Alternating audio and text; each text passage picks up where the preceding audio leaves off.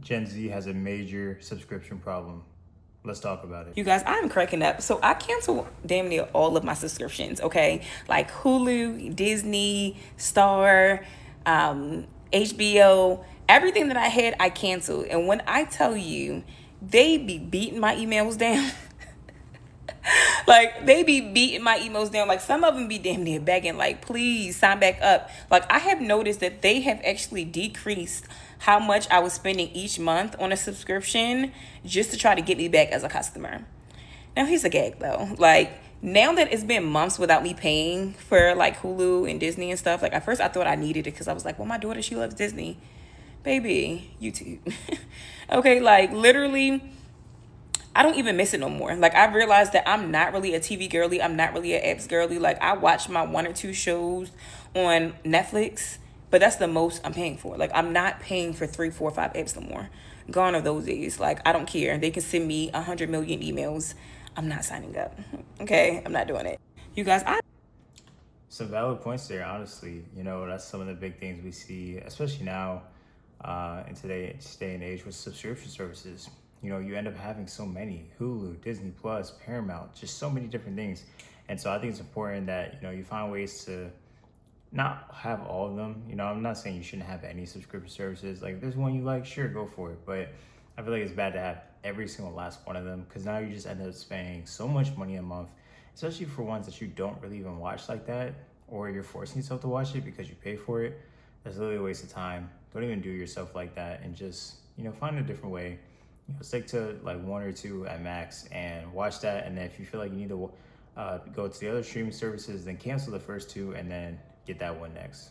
The cost of streaming services is insane these days, so I have canceled quite a few of them, and I've also gone through a lot of my subscriptions and canceled a lot of them. So let's see how much money I'm going to be actually saving by canceling all the subscriptions I've canceled. So if we take a look here in my subscription section, I have Audible, Spotify, streaming, which I lumped together all of my different streaming services in there, Amazon Prime, Canva, and Kindle. Out of these, I have canceled Audible, I have canceled Canva, and then I also have a random Nintendo charge that I have every single month. I have no idea what it is, but I'm going to cancel that too. Also plan on canceling / lowering my rate on a lot of my streaming services, but I need to talk to my family about it because we share the same account. So I will talk to them over Thanksgiving to see what we can do about the streaming.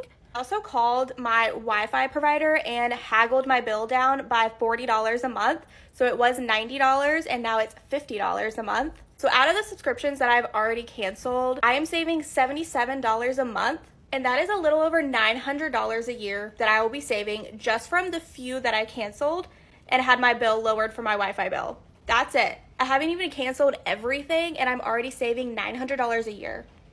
That is absolutely insane. Like, that's a really big debt payment. That's a lot of money to a lot of people. So take a look at your subscriptions and take a look at your bills and call and see if you can haggle anything down. Wi-Fi bill, car insurance, anything like that. You could probably get a lower bill than what you have right now. The cost of... I mean, really great points there.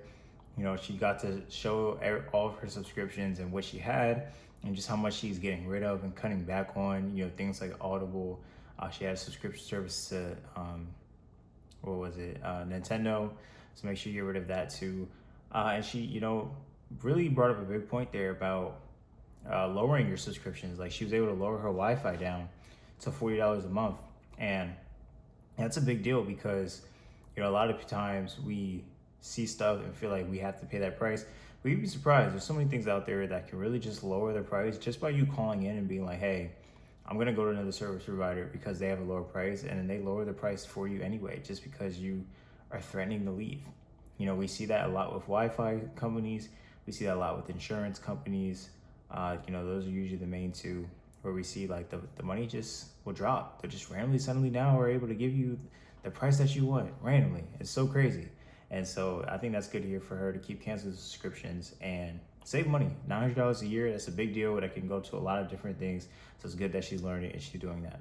It's 2026 and I'm getting strict about my finances. First things first, canceling subscriptions. I can barely talk right now because I just changed my Invisalign trays and my teeth are on fire. Because I tracked everything using my finance tracker, I realized I actually don't need all of these subscriptions. Here's exactly what had to go and how much money it's going to help me save annually. First on the list, Apple Music. I'm tired of paying for this, so it's time for it to go. Also, Spotify just gave me a 4-month free trial, so I'm gonna go over there and see what it's giving over there for a little bit. Second on the list, ChatGPT. Next on the list, Amazon Prime. Sorry, it had to go. This will definitely allow me to support businesses in person or just wait a few extra days if I need a package. Next on the list was Wix, which is what I used to make my website. I now use Beacon, so I no longer need this. Next was Audible. I'm gonna take a pause on this for now. Next was a mystery recurring charge that I had for $11.65 from Apple. So I had to call them and figure out what it was and get them to cancel that. Next was Frame.io. Turns out I no longer need this, so this will be canceled. Next was CapCut. I'm gonna see if I can just use their free version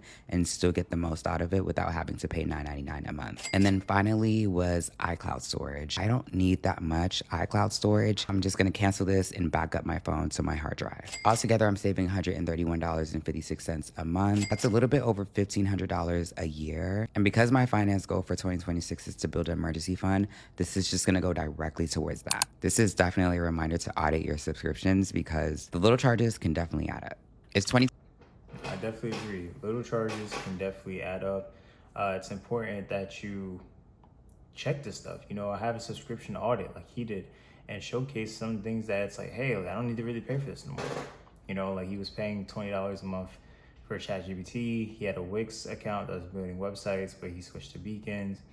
You know, you have higher bills like Amazon Prime and Apple Music and stuff, which is crazy to think about too, because, you know, those bills are a lot higher. And I had forgot how high those bills were because I do have both of those, Amazon Prime and Apple Music.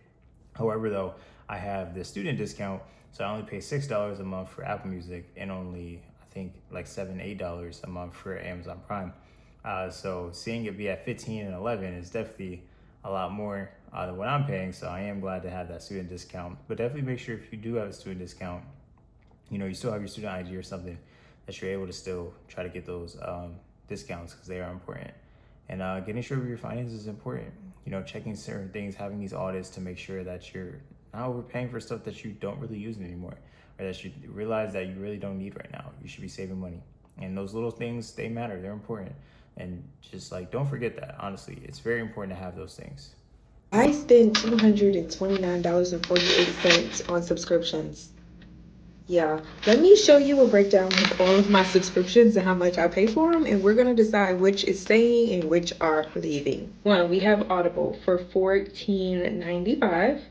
I also have Hulu for $11.99. Moving along to Netflix for $17.99. I also have Prime for $14.99. I definitely thought that was cheaper, but we progress. Next, I have Instacart for $10.59. I also have DoorDash for $9.99. Next, we have Apple Music for $10.99. We have Apple Storage for $9.99, which I absolutely hate paying for because I think it's a scam, honestly, especially if you have multiple Apple products. I think storage should be at least included in that, but whatever, we progress. Next, we have the Stand Store for $29. And last but not least, which is my most expensive subscription, is ClassPass for $99. So right now, my job is to see if I can get rid of some of these or at least cancel them and see how I feel. And if I need to renew them, I'll do that. So I think that's the plan for now. Yeah, I mean, a lot of different subscription services there. You know, she has one that's ClassPass. Not exactly sure what that is, but I assume it's the type of class for fitness, you know, which health is very important. So can't mind that there, but it is a lot, being $100 a month compared to like just a regular gym membership. You know, she has some other small stuff. Like a big one could be storage. You know, we have to pay for storage literally when we run out of storage on our phones and stuff, and that can suck. You know, you have other stuff like Amazon Prime. You know, you have, she had Audible, you know, which I'm starting to see a lot with people now in subscriptions having Audible. But yeah, there's a bunch of subscriptions, a lot of money in there going to that monthly. And, you know, she said it was like $229, I think she's paying a month. So definitely could be something a little bit cheaper if you could find some cuts. because that can be a lot and it can mess you up. But she seems like she's having it down a bit. I mean, besides that ClassPass, it's probably not the worst, but still got a few things on there you could probably cut and try to manage out. And a big thanks to everyone who watched this video with Gen Z and seeing a subscription audit. Definitely subscribe and like for more videos, as we have a lot of stuff coming in soon financially. I'll see you guys in the next one. Peace.